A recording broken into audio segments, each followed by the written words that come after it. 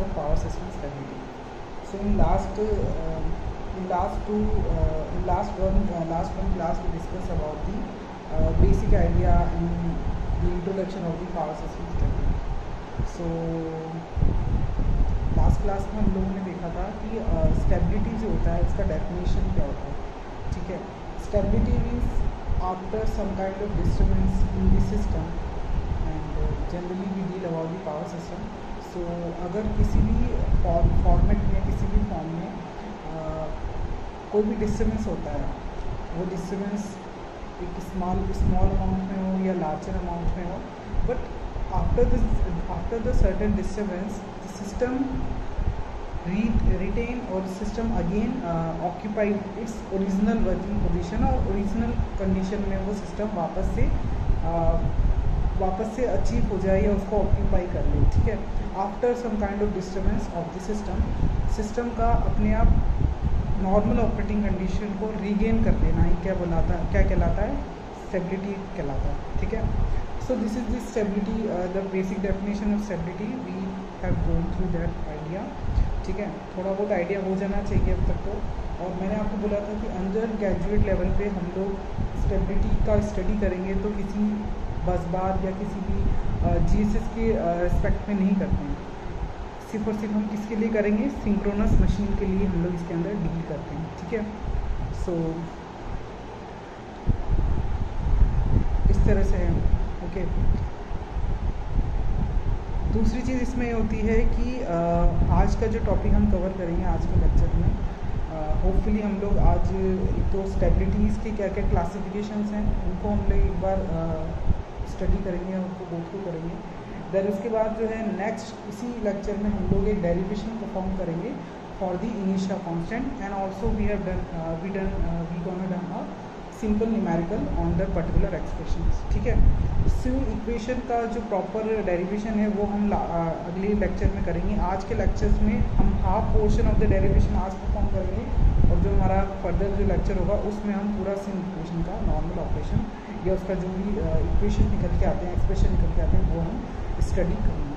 ठीक है, तो आज का लेक्चर भी लिंक करता है, बहुत इंपॉर्टेंट है सिविल इक्वेशन के डेरिवेशन. ओके, सो जैसे कि मैंने आपको बताया था कि हमारे जो सिलेबस का पोर्शन है उसमें हमारा जो थर्ड यूनिट जो है power system stability is also a major element और major part of the whole power system. Because power system जो होता है वो एक बहुत बड़ा स्टडी करने के लिए बहुत बड़ा पोर्शन है. ठीक है, इसका प्रोडक्शन पार्ट भी आपके इस बार सिलेबस में होगा. ठीक है आपके इस बार प्रोडक्शन का पार्ट भी, तो कुछ पोर्शन हमने प्रोडक्शन का लास्ट हमारे सेमेस्टर क्लास में देखा था, सर्किट ब्रेकर्स जो थे. ठीक है, तो अभी हम लोग जो स्टडी कर रहे हैं वो है एडवांस स्टडी. ठीक है, जिसमें हमने एनालिसिस किया था, फॉल्ट एनालिसिस जो हम लास्ट सेमेस्टर में देख चुके हैं, उसका एडवांस फॉर्म था हमारे पास लास्ट क्लास में पावर फ्लो एनालिसिस या load flow analysis in the power system. ठीक है, उसमें हमने डिफरेंट टाइप्स के इटरेटिव मेथड्स देखे थे कि किस तरह से बस के अंदर करंट आता है या जाता है, वो चीज़ें हम देख चुके हैं. अब जो हमारा टॉपिक है power system stability, it is also advance topic related to your power system engineers के लिए. पावर सिस्टम इंजीनियर जो होते हैं, तो पावर सिस्टम इंजीनियरिंग जो होता है उसमें ये बहुत मतलब बोल सकते हैं इसको एक माइलस्टोन होता है पावर सिस्टम स्टेबिलिटी. ओके, तो ये सारे जितने भी टॉपिक्स हम पढ़ेंगे वो basically these are the basic आपको आइडिया होना चाहिए अंडर ग्रेजुएट लेवल के लिए. बाकी जब हम पोस्ट ग्रेजुएशन वगैरह करते हैं तो इसमें इसके लिए हम सारा रिसर्च कर सकते हैं इसके ऊपर. ठीक है, तो this is the very vast subject. Okay, so power system stability में मैंने आपको बताया था कि पावर सिस्टम स्टेबिलिटी के जो पार्ट्स हैं. ठीक है, स्टेबिलिटी का डेफिनेशन क्या है, when a system is called stable कब कहलाता है या स्टेबल कब होगा, वो सब चीज़ें देख चुके हैं. सिंक्रोनस मशीन का जो भी स्विंग क्राइटेरिया था या जो मैंने उसमें सिंक्रोनिज्म से रिलेटेड जो प्रॉब्लम था, क्योंकि स्टेबिलिटी में अगर हम डील कर रहे हैं हमारे जो सिलेबस में है वो किसके लिए डील करेंगे, आउट ऑफ सिंक्रोनिज्म या लॉस ऑफ सिंक्रोनिज्म के बारे में हम लोग स्टडी करते हैं. ठीक है, तो लॉस ऑफ सिंक्रोनिज्म से मतलब क्या होता है कि अगर कोई मेरी सिंक्रोनस मशीन होती है, इधर कांस्टेंट स्पीड डिवाइस होता है, हमेशा सिंक्रोनस स्पीड पे वो रन करता है. लेकिन अगर मान लीजिए कि जो भी मेरा इलेक्ट्रोमैग्नेटिक टॉर्क होता है और जो मेरा शॉक या फिर मैकेनिकल टॉर्क जो होता है या लोड टॉर्क जिसको मैं बोलती हूँ, अगर उन दोनों के बीच में क्या हो जाता है, डिस्टर्बेंस क्रिएट हो जाता है या मिसमैच क्रिएट हो जाता है ड्यू टू सर्टन रीजंस, ठीक है। अब वो रीजंस क्या हो सकते हैं? सबसे पहला तो रीज़न यही होता है कि मेरा जो सिंक्रोनस मशीन जो है वो मेरा सेल्फ स्टार्टिंग नेचर का नहीं होता है। To make it a self starting या उसको सेल्फ स्टार्ट करने के लिए हम लोग डैम्पर वाइंडिंग यूज़ करते हैं या किसी भी प्राइम मूवर के थ्रू हम लोग दोनों जो हमारा स्टेटर और रोटर फ्लक्स है उनके बीच में क्या करते हैं, मैग्नेटिक लॉकिंग की प्रॉपर्टी को इन्वेंट करते हैं, ठीक है, by using some kind of the force, external force हमें इसके अंदर देना पड़ता है। That's why we call that synchronous machine is not a self starting type. Okay, so वो चीज़ हमने लास्ट लेक्चर में समझी थी अच्छे से कि इलेक्ट्रोमैग्नेटिक टॉर्क और जो इलेक्ट्रोमैग्नेटिक एंड जो शॉक टॉर्क है उनके बीच में पर्टिकुलर मैग्नेटिक लॉकिंग होना चाहिए, तभी जाके हमारा मशीन जो है वो सिंक्रोनस में वर्क करता है, एक सिंक्रोनस स्पीड पे रन करता है। अगर ये अचीव नहीं कर पाएगा तो हमारा मशीन जो है वो स्टॉप कंडीशन में रहेगा, हॉल्ट कंडीशन में रहेगा, या फिर उसको बोल सकते हैं लॉस ऑफ सिंक्रोनस वाली कंडीशन में हमारी मशीन है, ठीक है। तो यहाँ पे जितने भी टाइप्स ऑफ स्टेबिलिटी हम स्टडी करेंगे वो लॉस ऑफ सिंक्रोनिज्म से ही रिलेटेड होंगे, ठीक है। स्टेबिलिटी क्राइटेरिया, स्टेबिलिटी का जो क्राइटेरिया होगा या जो लिमिट होगी वो कहाँ तक होगी, लॉस ऑफ सिंक्रोनिज्म तक होगी, ठीक है। जैसे कि अगर मैं बात करूँ स्टेबिलिटी के, मैंने जनरलाइज आपको टाइप्स लास्ट क्लास में बताया था, ठीक है। जैसे कि आप देख पा रहे हो इसमें विजुलाइज होगा अच्छे से। स्टेबिलिटी के 3 टाइप्स होते हैं जनरलाइज में, एक तो होता है voltage stability, second one is the frequency and third one is the angular stability.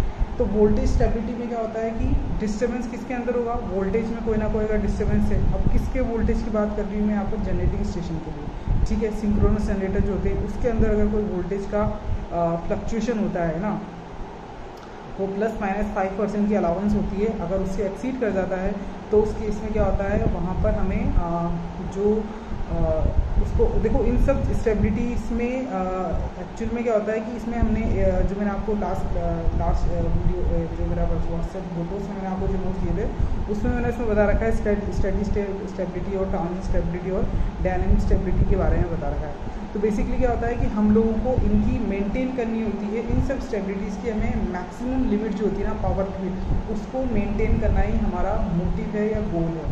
अब उसको मेंटेन करने के लिए हम क्या करते हैं, सर्किट ब्रेकर या तो फास्ट ऑपरेशन वाला लेंगे या फिर हमारे पास जो भी और प्रोटेक्शन डिवाइसेस हैं उनको हम एडवांस बनाएंगे to maintain the power limit at the fix और सर्टेन वैल्यू, ठीक है। हमारा मेन मोटिव क्या है, स्टेबिलिटी कोई बुरी चीज़ नहीं है, कोई एक ड्रॉबैक नहीं होता है, बट हाँ ये एक स्टेबिलिटी एक ज़रूरी है किस पॉइंट ऑफ व्यू से कि अगर कोई सीरियस प्रॉब्लम ना आ जाए पावर सिस्टम में, ठीक है। तो धीरे धीरे करके समझेंगे तो समझ में आ जाएगा, ठीक है। तो सेकंड होता है इसके अंदर फ्रीक्वेंसी स्टेबिलिटी होता है। अगर फ्रीक्वेंसी में कोई डिस्टर्बेंस होगा तो उसको मैं बोलती हूँ फ्रीक्वेंसी स्टेबिलिटी, फ्रीक्वेंसी से रिलेटेड कोई डिस्टर्बेंस होता है, ठीक है।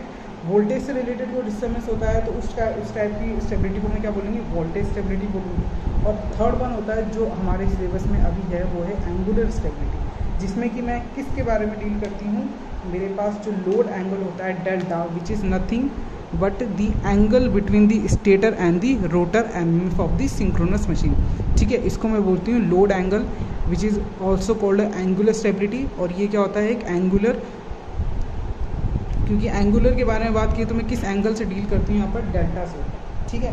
तो this is this okay. Next ये होता है इसी के according depending on the delta angle हमने एंगुलर स्टेबिलिटी को क्लासीफाई किया है।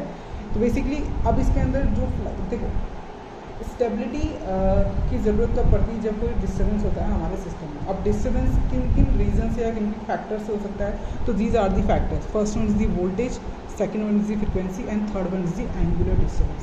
तो इन सब डिस्टर्बेंस के थ्रू हमें जो स्टेबिलिटी चाहिए होगा वो सब स्टेबिलिटी को हम इसके अंदर स्टडी करते हैं, ठीक है। वोल्टेज और फ्रिक्वेंसी स्टेबिलिटी जो होता है उसके लिए हम ऑटोमेटिक वोल्टेज रेगुलेटर लगाते हैं या टरबाइन गवर्नर होंगे। किस तरह से फ्रिक्वेंसी स्टेबिलिटी के बारे में जो हम आगे लेक्चर में स्टडी करेंगे, आगे का जो हमारा चैप्टर है 4th यूनिट जो है उसमें होता है कि फ्रिक्वेंसी किस तरह से स्पीड पर डिपेंड करती है, बिकॉज 120 f/p ये हम सबको पता होता है।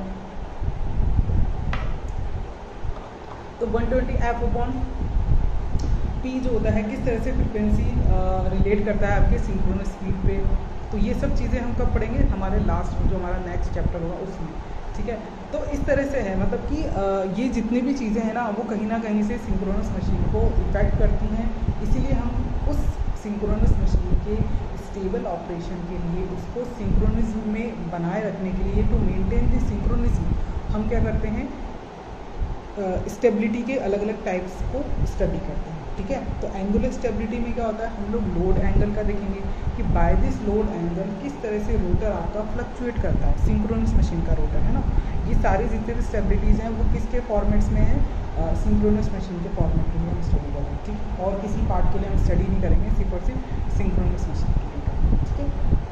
अब जैसे वोल्टेज स्टेबिलिटी होगा, अब मान लीजिए वोल्टेज मेरा फ्लक्चुएट करेगा। ठीक है। वोल्टेज भी एक kind of it's a kind of disturbance create कर दिया, सिस्टम में एक डिस्टर्बेंस क्रिएट हो गया वोल्टेज की वजह से।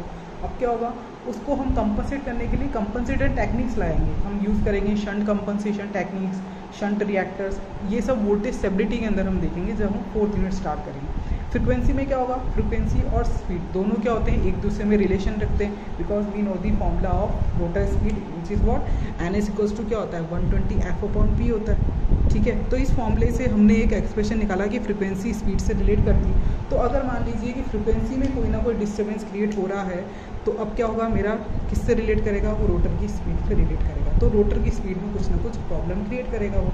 ठीक है। तो उसके केस में हम फ्रीक्वेंसी रेगुलेटर या AVR या ऑटोमेटिक वोल्टेज रेगुलेटर जो इसकी डिवाइस होगी वो हम 4th यूनिट पर स्टडी करते हैं। अभी जो हमारे इस यूनिट में हमारे लिए पढ़ने वाला सब्जेक्ट है वो है एंगुलर स्टेबिलिटी। अब इस एंगुलर स्टेबिलिटी में क्या होता है, हम लोग देखेंगे लोड एंगल। ठीक है। लोड एंगल बोल दो या टॉर्क एंगल बोल दो, इस एंगल की वजह से, due to this angle fluctuation, किस तरह से हमारा जो रोटर है ना वो स्विंग करता है। ठीक है। या इसको बोलते हैं ना हंटिंग होती है, ऑक्सीलेशन आते हैं रोटर में, तो वो किस तरह से होते हैं, ये सब चीज़ें किस तरह से रोटर जो होता है वो डीएक्सेलेट करेगा, या उसकी स्पीड बढ़ती है या स्पीड घटती है, वो सब चीज़ें हम किसके अंदर देखते हैं, स्विंग इक्वेशन जब हम स्टडी करेंगे तब उसमें हम किसका ऑपरेशन देखते हैं, इस डेल्टा का हमारे जो रोटर स्पीड है उससे क्या रिलेशन है, उस इक्वेशन के थ्रू हम फाइंड आउट करते हैं, जिसको मैं बोलती हूँ स्विंग इक्वेशन। ठीक है। जो आपको क्या डिक्टेट करती है डेल्टा, जो मेरा लोड एंगल है उसका रिलेशन बताती है मेरे साथ किसका, रोटर की स्पीड का, कि किस तरह से रोटर का स्पीड जो है, रोटर एक्सीलरेशन मोड में काम कर रहा है या रोटर जो है वो डीएक्सेलरेशन मोड में जा रहा है, by the fluctuation of this particular angle delta. ठीक है। तो इस तरह से एंगुलर स्टेबिलिटी में जिन स्टेबिलिटीज़ को मैं स्टडी करूँगी वो मेरे 3 टाइप की स्टडीज़ होंगी स्टेबिलिटी की। First one is the steady state stability, second one is the transient stability and third one is the dynamic stability. इसके नोट्स में आपको पहले से जो भी नोट्स हैं वो मैं आपको सेंड कर चुकी हूँ। ठीक है। आप लोग उसको देख लीजिएगा, उसका शॉर्ट फॉर्मेट ही मैंने यहाँ पर बता रखा है। तो देखो, सबसे पहले steady state stability, it is the very simple और सबसे एकदम बोल सकते हैं कि ये स्टेबिलिटी जो होता है ये स्टेडी स्टेट नेचर का स्टेबिलिटी है, दैट इज़ ये इतना कुछ सीरियस इसमें नहीं होता है। ठीक है। अगर ये सिस्टम में रहता भी है तो भी हमें इससे कोई ज़्यादा नुकसान नहीं है या इतना हार्मफुल नहीं होता है। हमारे लिए जो सबसे ज़्यादा हार्मफुल स्टेबिलिटी स्टडी होती है ना वो होती है ट्रांजिएंट स्टेबिलिटी। ठीक है। इसको हम चाहते हैं कि जल्दी से जल्दी हमारे सिस्टम से ये वैनिश हो जाए या फिनिश हो जाए। ठीक है। इसीलिए इसका जो टाइमिंग है वो भी 1 सेकेंड या 3 सेकेंड ही आपने देखा होगा, लिखा होगा। ठीक है। तो स्टेडी स्टेट स्टेबिलिटी में क्या होता है, इस स्टेबिलिटी में हम लोग कौन से डिस्टर्बेंस के साथ डील करते हैं, स्लो मोशन के या स्मॉल डिस्टर्बेंसेस को। ठीक है। स्लो डिस्टर्बेंसेस के साथ हम इसके अंदर स्टेबिलिटी स्टडी करते हैं। तो maintain the synchronism during the small and slow type of disturbance. अब ये स्मॉल और स्लो टाइप डिस्टर्बेंस कौन से होते हैं, लोड फ्लक्चुएशंस हो गया, AVR हो गया, यानी कि हमारे पास जो ऑटोमेटिक वोल्टेज रेगुलेटर है जो वोल्टेज स्टेबिलिटी से रिलेट करता है। ठीक है। अगर उसके अंदर कोई ऑपरेशन में कोई डिस्टर्बेंस क्रिएट हो गया है, या फिर जो टरबाइन जो होते हैं उनके गवर्नर होते हैं उनमें कोई ना कोई फॉल्ट आ गया है। ठीक है। या उनमें कोई ना कोई डिस्टर्बेंस आ गया, तो वो जिस तरह के जो डिस्टर्बेंस होंगे वो किसके अंदर आते हैं, स्मॉल स्लो डिस्टर्बेंसेस में। ओके। तो स्टेडी स्टेट जो स्टेबिलिटी होता है इसका टाइमिंग कितना होता है, टू ऑपरेटिंग टाइम कितना होता है इसका, few second to 1 hour. Because इसमें ये जो स्टडी होती है, ये वाली जो स्टेबिलिटी स्टडी होती है वो किन डिस्टर्बेंसेस के लिए होती है, बहुत ही स्लो टाइप के स्मॉल डिस्टर्बेंसेस के लिए होती है। तो इनसे क्या होता है, हमारे सिस्टम को ज़्यादा कुछ हार्म नहीं होता है। अगर इसके रिकवर होने में हमें इस स्टेबिलिटी को, मतलब कि इस ड्यू टू दिस डिस्टर्बेंस हमारे सिस्टम को अपनी ओरिजिनल पोजीशन में आने के लिए अगर टाइम ज़्यादा भी लग रहा है तो हमारे लिए कोई बॉदर करने वाली चीज़ नहीं होती है। ठीक है, क्योंकि these are the very small and slow type of fluctuations. Okay, so हमारे सिस्टम को ये ज़्यादा कुछ हार्म नहीं करते। अब इसमें देखो एक डेफिनेशन आती है स्टेडी स्टेट पावर लिमिट या स्टेडी स्टेट लिमिट। ठीक है, अब ये लिमिट जो होती है वो हम हर स्टेबिलिटी स्टडी के लिए स्टडी करते हैं, स्टेडी स्टेट के लिए भी करेंगे, ट्रांजिएंट के लिए भी करते हैं और डायनेमिक के लिए भी करते हैं। और इसमें जितने भी कंपनसेशन टेक्निक्स लगेंगी वो क्यों लगेंगी? To maintain that particular limit. क्योंकि उस लिमिट का मतलब क्या होता है? What is the definition of steady state power limit, जो मैंने आपको बताया था लास्ट लेक्चर में भी। स्टेडी स्टेट पावर लिमिट क्या होता है? वो मैक्सिमम पावर जिसको कि आपका सिस्टम ट्रांसफ़र करता है विदाउट लूजिंग दी सिंक्रोनिज्म। ठीक है, अंडर दी या डिस्टर्बेंस आने से पहले या अपने डिस्टर्बेंस अकर होने से पहले विदाउट लूजिंग दी सिंक्रोनिज्म सिस्टम जितना मैक्सिमम पावर डिलीवर करता है या ट्रांसफ़र करता है उस लिमिट को मैं क्या बोलती हूँ? Limit of power limit, whether it is a steady state, whether it is a transient stability limit और whether it's a dynamic state. But हम लोग किस फंक्शन की बात करते हैं यहाँ पे? मैक्सिमम पावर की बात करते हैं। ठीक है, मैक्सिमम पावर विदाउट लूजिंग दी सिंक्रोनिज्म। आपका सिस्टम जितना चाहे वो स्टेडी स्टेट लिमिट के लिए हो या वो ट्रांजिएंट के लिए हो, whatever kind of disturbance या the particular system is going through, but ultimate source क्या होता है कि हमारे पास कितना मैक्सिमम पावर सिस्टम ट्रांसफ़र करता है। ठीक है, ओके, तो इस तरह से डेफिनेशन हमको मौजूद हैं, तो उसको पढ़ लेना, समझ में आ जाएंगी। सेकंड होता है इसके अंदर ट्रांजिएंट स्टेबिलिटी। ठीक है, ट्रांजिएंट स्टेबिलिटी क्या होता है? जैसे कि ट्रांजिएंट है तो obviously such kind of stability या ट्रांजिएंट का मतलब भी क्या होता है? Very huge, very high current. ठीक है, तो इसके अंदर जो भी डिस्टर्बेंस होंगे वो भी किससे रिलेट करेंगे? हमारे पास लार्ज टाइप के डिस्टर्बेंसेस से। तो इसी में लिखा गया है कि लार्ज एंड सडन डिस्टर्बेंसेस को मैं क्या बोलती हूँ? जैसे कि इसमें कौन कौन से फॉल्ट्स इंक्लूड होते हैं? इंक्लूड होते हैं इसके अंदर जितने भी हमने थ्री फेज फॉल्ट्स आपने स्टडी किए होंगे, लाइन टू लाइन हो गया या जितने भी अनसिमेट्रिकल फॉल्ट्स हमने स्टडी किए वो सारे फॉल्ट्स इसमें सीवियर होते हैं। ठीक है, नेक्स्ट होता है sudden change in the load. ठीक है, तो ये सब फॉल्ट्स या ये सब डिस्टर्बेंस किस में आते हैं? ये किस में इंक्लूड होते हैं? हमारे पास large and sudden disturbances. Okay, इसका टाइमिंग ऑब्वियसली बिकॉज ये ज़्यादा हार्मफुल है या ज़्यादा इम्पैक्ट इसका जो है वो सीवियर होता है, तो इसलिए हम चाहते हैं कि इसको वैनिश होने में या इसको ऑपरेट करने में, इसका रिकवर होने में, इस टाइप के डिस्टर्बेंस से रिकवर होने के लिए सिस्टम को कम से कम टाइम लगे। तो इसका टाइमिंग कितना होता है? Less than few seconds. ठीक है, कम से कम इसमें सेकंड की रिक्वायरमेंट होती है। अब इसमें क्या होता है कि इस ट्रांजिएंट स्टेबिलिटी की लिमिट को हमें बूस्टअप करने के लिए या बढ़ाने के लिए, क्योंकि हम क्या चाहते हैं कि डिस्टर्बेंस का कोई भी पार्ट हो लेकिन जो लिमिट है ना, मैक्सिमम पावर ट्रांसफ़र करना ही चाहिए। अगर उसमें कोई ना कोई झोल आ जाता है, उसमें कोई ना कोई डिस्टर्बेंस हो जाता है ना उस मैक्सिमम पावर ट्रांसफ़र करने में, तब हम क्या करते हैं? उसको कंपनसेट करने के लिए हम लोग लार्ज साइज़ के हमारे पास या फास्ट ऑपरेटिंग टाइम के हम सर्किट ब्रेकर्स लगाते हैं, रिले लगाते हैं, या हम जो भी और अदर कंपनसेटेड टेक्निक्स होंगी वो हम स्टडी करेंगे कि कैसे आप ट्रांजिएंट स्टेबिलिटी की लिमिट को कैसे हम गेन कर सकते हैं या बढ़ा सकते हैं। ठीक है, ये हम स्टेडी स्टेट स्टेबिलिटी एनालिसिस करेंगे तो उसमें भी देखेंगे। इक्वल एरिया क्राइटेरिया जो स्टडी करते हैं वो तो ट्रांजिएंट स्टेबिलिटी के लिए होता है, और सीक्वेंस वाला जो होता है ना स्टेडी स्टेट स्टेबिलिटी, उसमें हम स्विंग इक्वेशन को स्टडी करते हैं। ठीक है, नेक्स्ट और थर्ड जो होता है, सबसे लास्ट होता है हमारे पास dynamic and small signal stability.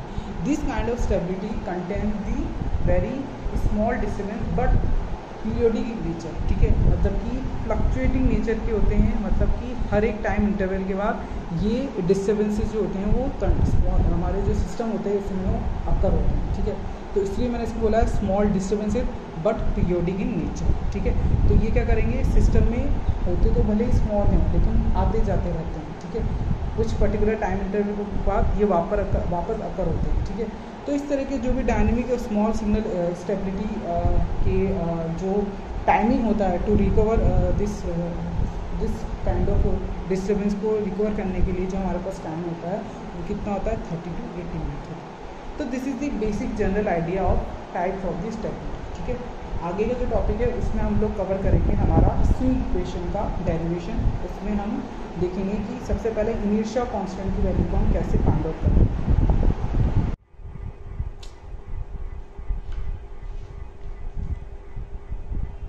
हाँ, So student, this is the expression for, yeah, this is the derivation of inertia constant and C equation.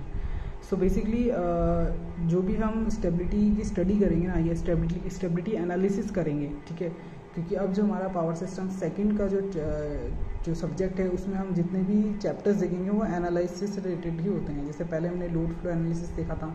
अब स्टेबिलिटी एनालिसिस करने के लिए जो टेक्निक्स यूज़ की जाती है ना, एक कंसेप्ट आता है स्विंग इक्वेशन कंसेप्ट, ठीक है। अब ये स्विंग इक्वेशन या इसका जो एक्सप्रेशन होता है ना, वो हम क्यों फाइंड आउट करते हैं? टू स्टडी दी या to analysis the study state stability, ठीक है। और ट्रांजिएंट स्टेबिलिटी एनालिसिस करने के लिए जो कंसेप्ट या जो टेक्निक होती है, ठीक है, वो होती है हमारी इक्वल एरिया क्राइटेरिया, ठीक है। उससे पहले जो सबसे फर्स्ट टॉपिक होना चाहिए था इस सब्जेक्ट के लिए पावर सिस्टम स्टेबिलिटीज़ के टाइप्स पढ़ने के बाद, वो होता है आपका पावर एंगल कर्व, जिसमें कि हमें पावर और लोड एंगल जो होता है उनके बीच में हम एक कर्व ड्रॉ करते हैं। उस कर्व में हम डिफरेंट टाइम पीरियड्स पे ये बताते हैं या ये शो करते हैं या रिप्रेजेंट करता है वो कर्व कि किस टाइम पीरियड पे आपका स्टेडी स्टेट अकर होगा, किस पे ट्रांजिएंट अकरेंस होगा, ठीक है। वो सारी स्टेबिलिटीज़ को वो कर्व शो करता है, ठीक है। लेकिन वो हम आने वाले लेक्चर्स में उसको देख लेंगे, क्योंकि power angle curve swing equation में तो कहीं काम आने वाला है नहीं, इसलिए मैंने पहले स्विंग इक्वेशन ही कैरी करना या समझाना ज़रूरी समझा, ठीक है। तो सबसे पहले हम इनिशिया कांस्टेंट के बारे में स्टडी करते हैं, which is a part of the swing equation, ठीक है। सबसे पहले तो जो मैंने लास्ट क्लास में आपको बताया था 45 मिनट्स का वो लेक्चर था, जिसमें कि शायद थ्योरी या लेक्चर्स कुछ ज़्यादा ही बड़ा हो गया था, लेकिन जब तक आप वो एक बार नहीं देखोगे तब तक आप इनिशिया कांस्टेंट नहीं समझ में आएगा। वहाँ पे मैंने आपको बताया था कि ड्यू टू दिस इनिशिया कंसेप्ट या ड्यू टू दिस इनिशिया फिनोमिना, जो आपका मशीन जो थी सिंक्रोनस मशीन का रोटर होता है, वो क्या नहीं कर पाता, मूव नहीं कर पाता है, ठीक है, क्योंकि वो अपनी जो स्टेडी स्टेट पोजीशन है या जो उसकी ओरिजिनल पोजीशन होता है उससे वो मूव नहीं कर पाता due to some kind of इनिशिया ओवर देयर, ठीक है। तो उसी तरह का इनिशिया कांस्टेंट हम यहाँ पे स्टडी करते हैं, क्योंकि स्विंग इक्वेशन जो होता है ना, वो क्या बताता है आपका लोड एंगल के डिफरेंस को या लोड एंगल का जो फ्लक्चुएशन होता है, उस फ्लक्चुएशन से जो मेरा रोटर की स्पीड है वो किस तरह से एक्सीलरेट करता है, रोटर डी एक्सीलरेट करता है, किस तरह से वो रिलेशन को ये स्विंग इक्वेशन शो करता है। तो बेसिकली एक स्विंग फिनोमेना जो होता है रोटर का with respect to load angle delta, उसको क्या शो करता है, स्विंग इक्वेशन का जो एक्सप्रेशन होगा वो हमें ये बताता है, ठीक है। तो बेसिकली इनिशिया constant is a part of the swing equation concept, ये स्विंग इक्वेशन एक्सप्रेशन होता है। तो सबसे पहले तो मैंने यहाँ पे एच से इसको डिफाइन कर रखा है, ठीक है। तो जो मेरा इनिशिया कांस्टेंट होता है उसको मैं किससे डिफाइन करती हूँ, एच से, ठीक है। Capital H is the symbolization of the angular sorry H जो होता है बेसिकली ये तो क्या है, इनिशिया कांस्टेंट जो होता है वो तो this is the angular moment of sorry हाँ H is also this is also angular moment of synchronous machine, and H जो होता है इसी को हम सिंबलाइज भी करते हैं एज अ इनिशिया कांस्टेंट। तो एच जो होता है दिस इज योर इनिशिया कांस्टेंट, ठीक है। और इसका जो ये बेसिकली किसका एक्सप्रेशन होता है, इसकी डेफिनेशन बताई जाए तो बोल सकते हैं it is the ratio between kinetic energy stored in the rotating parts of the machine, synchronous machine, ठीक है, विद रिस्पेक्ट टू या with ampere rating of the machine in ampere, ठीक है। तो अगर इनिशिया कांस्टेंट की डेफिनेशन पूछेगा तो क्या लिख सकते हैं, this is the kinetic energy stored, जो काइनेटिक एनर्जी स्टोर्ड है रोटेटिंग पार्ट्स में, ठीक है। ऑब्वियसली रेजिडुअल स्पीड तो होता ही है। नेक्स्ट होता है उस मशीन की कितनी एमबी रेटिंग है, 3 MB की है, 20 MB की है, 4 MB की है, कितनी एमबी रेटिंग की वो मशीन है, ठीक है। तो उन दोनों का जो रेशियो होगा उसको हम किससे डिनोट करते हैं, एच से, जिसको हम बोलते हैं इनिशिया constant. इनिशिया constant basically some kind of इनिशिया के थ्रू ही हमारा जो रोटर होता है सिंक्रोनस मशीन का वो मूव नहीं कर पाता है, ठीक है। तो इसीलिए हम क्या क्या लगाते हैं, एक्सटर्नल फोर्स लगाते हैं, ठीक है, by using a prime mover और by using some kind of damper winding over there, okay. Next इसमें आता है काइनेटिक एनर्जी का क्या फॉर्मूला होता है, ठीक है। अब यहाँ पे जितनी भी टर्म्स यूज़ की जाएंगी वो एंगुलर पोजीशन से रिलेटेड होती हैं, एंगुलर मोमेंटम से रिलेट होंगी, ठीक है। तो काइनेटिक एनर्जी जो होता है इसका फॉर्मूला क्या होता है, इसका फॉर्मूला होता है 1/2 J multiplied by the omega square. अब यहाँ पे ओमेगा एस जो होता है this is your angular speed, ठीक है। और ये मैंने आपको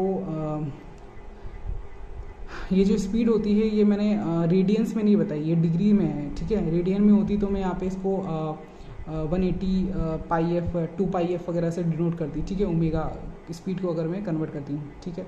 ये आरपीएम में नहीं है स्पीड, ठीक है, ये डिग्रीज़ में है, सॉरी आरपीएम में, मतलब ये आरपीएम में नहीं है, मैकेनिकल एंगल या फिर इलेक्ट्रिकल एंगल की डिग्री में है ये, ठीक है। तो इस तरह से है, तो 1/2 J multiplied by omega square S, क्योंकि सिंक्रोनस स्पीड की मैं बात कर रही हूँ, ठीक है, तो यहाँ पे ओमेगा एस है, इसका स्क्वायर हो जाएगा और ये मैकेनिकल डिग्रीज़ में है, हम इसको आगे चल के इलेक्ट्रिकल डिग्री में कन्वर्ट कर लेंगे, we have to know the formula, into 10 to the power -6 megajoule is the unit of the kinetic energy. So this is the generalized expression of the for the kinetic energy, ठीक है। तो ये हो गया। अब इसके बाद मैंने नेक्स्ट एक्सप्रेशन में क्या लिख रखा है कि ओमेगा एस जो मैकेनिकल में आपको दे रखा है एंगुलर स्पीड रोटर की, उसको मैं अगर कन्वर्ट करना चाहूँ तो what is the generalize formula to convert any mechanical angle into या any mechanical degree into the या any mechanical degree into the electrical angle में कन्वर्ट करना हो तो क्या करते हैं, theta M upon theta M by P/2,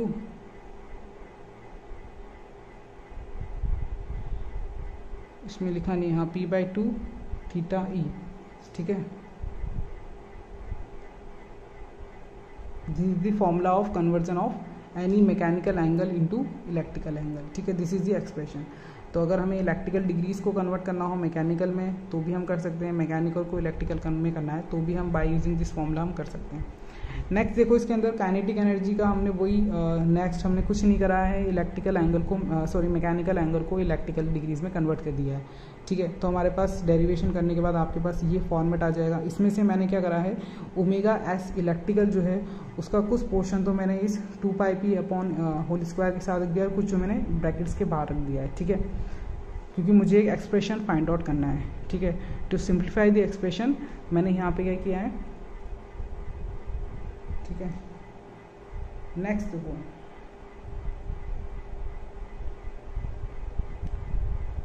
next इसमें क्या होता है कि इसी को मैंने शॉर्ट देखो सिंपल सा डेरिवेशन है, कुछ इसमें ज़्यादा दिमाग लगाने वाली बात नहीं है, सिर्फ जो जहाँ पे आपको समझने वाली बात है वो है इनके यूनिट्स के बारे में, ठीक है, कि कैसे यूनिट्स जो है वो कैसे इसमें ऐसे यूनिट्स ही याद करने वाली चीज़ें होती हैं, बाकी तो सब सिंपल ही है, ठीक है।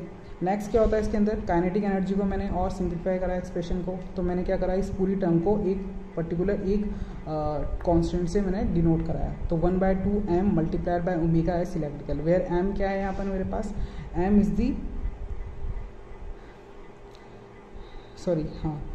तो यहाँ पर क्या हो जाएगा, m इक्वल्स टू क्या हो जाएगा, j 2πb का whole square multiplied by omega s electrical into 10 to the power -6 mega joule second per electrical radian, ठीक है। अब यहाँ पे ये रेडियन में कन्वर्ट हो चुका है, ठीक है।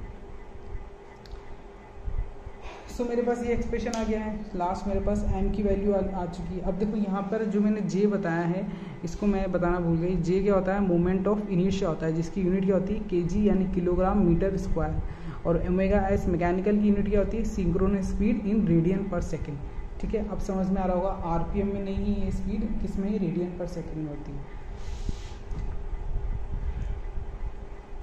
तो अब क्या करेंगे, इक्वेशन नंबर 1, ये मेरे पास इक्वेशन नंबर 1 था। फर्स्ट मेरा इक्वेशन क्या था, h जो मैंने इनिशियल कांस्टेंट डिफाइन किया था, is nothing but the kinetic energy store in the mechanical part upon the ampere rating of the machine. तो इसी को मैंने यहाँ पे बताया है, टर्म्स मैंने डिवाइड किया है, तो क्या हो गया, h equals to k kinetic energy upon g से मैंने एम्पियर रेटिंग को सिंपलाइज किया है, तो मेरे पास gh का एक्सप्रेशन यहाँ से क्रॉस मल्टीप्लाई करूँगी तो gh का एक्सप्रेशन क्या हो जाएगा, kinetic energy, and from the equation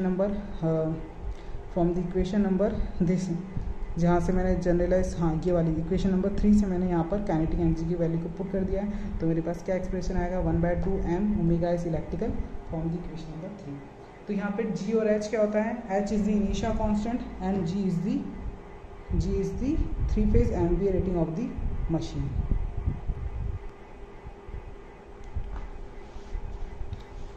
so अगला जो एक्सप्रेशन होगा वो होगा हमारे पास G S equal to 1/2 M omega. यहाँ तक हम लोग लास्ट वाला एक्सप्रेशन मेरे पास यहीं तक आ रहा था। देखो जी यहाँ पर क्या है, 3 फेज मशीन की एमवीए रेटिंग है। बेस जो यूनिट को अगर मैं मानती हूँ, बेस यूनिट अगर मैं मान के चलती हूँ, तो ये जी क्या है यहाँ पर 3 फेज रेटिंग है एमवीए में। एच क्या होता है यहाँ पर, एच जो मैंने आपको बताया था वो है इनिशिया कांस्टेंट, ठीक है। क्योंकि ये वैल्यू क्या होता है, देखो कांस्टेंट में है, अब इसकी यूनिट जो होती है ना वो सेकंड्स में होगी। एच की जो यूनिट्स आएगी इनिशिया कांस्टेंट, वो कैसे आती है उसका एक्सप्रेशन मैंने यहाँ पे बता रखा है, इसको मैं भी समझाती हूँ, ठीक है। तो मेरे पास जी एस इक्वल टू क्या आता है 1/2 एम। एम क्या है, फिर मोमेंट ऑफ इनिशिया होता है, ठीक है। तो हमें हमारे पास जो वैल्यू हमें निकालनी है वो फाइनल एक्सप्रेशन हमें एम की टर्म में निकालना है, ठीक है।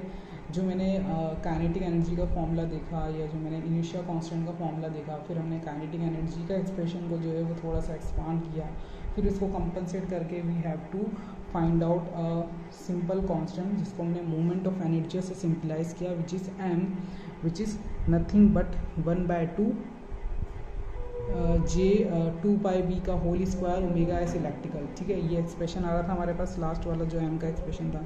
देन अगेन हमने उसको सिंप्लीफाई किया, तो मैंने अगेन यहाँ पर एम जो है इसको क्रॉस मल्टीप्लाई किया, तो मेरे पास 2gh upon omega s electrical में आ गया।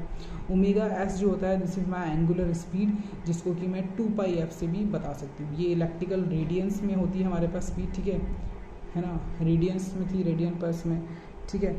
अब क्या करती हूँ, आगे मैं इसी को ओमेगा एस इलेक्ट्रिकल को मैं रिप्लेस कर देती हूँ बाय 2πf से, क्योंकि अगर मैं 2πf से इसको यहाँ पे राइट डाउन करूँगी तो जो मेरी यूनिट है वो यूनिट जो है वो इलेक्ट्रिकल रेडियंस में आ जाएगी, डिग्री में ना होकर के वो रेडियंस में कन्वर्ट हो जाएगी, ठीक है। तो ये सब बेसिक्स लॉस हैं जो हम लास्ट हमारे सेमेस्टर्स में या पहले पढ़ चुके हैं, इसलिए मैं इसको ज़्यादा डिटेल में नहीं बता रही हूँ। तो m इक्वल्स टू क्या हो जाएगा 2gh अपॉन 2πf, ठीक है। 2 से 2 कैंसिल हो गया, तो मेरे पास m जो है इसका फाइनल एक्सप्रेशन आ चुका है, वो है g multiplied by h upon πf। πf जो होता है इसमें, इसको मैं इलेक्ट्रिकल रेडियंस में बोल सकती हूँ, और gh जो होता है इसकी यूनिट क्या है, mega joule second upon electrical radian. This is the final unit of my moment of inertia m। अब यहाँ पर अगर मैं 2π जो होता है वो मेरा क्या होता है 180f होता है। इससे मैं अगर इसको डिनोट कर दूँगी या रिप्लेस कर दूँगी, तो मेरे पास एक्सप्रेशन की जो यूनिट है वो इलेक्ट्रिकल रेडियंस में ना होकर के अब किस में आ जाएगी, इलेक्ट्रिकल डिग्रीज में हो जाएगी, ठीक है। तो mega joule second upon electrical degrees, ये मेरे पास m जो है मेरा पास फाइनल एक्सप्रेशन, मुझे यही फाइंड आउट करना था। इसके आगे का जो डेरिवेशन है वो हम स्विंग इक्वेशन में परफॉर्म करेंगे। अब देखिए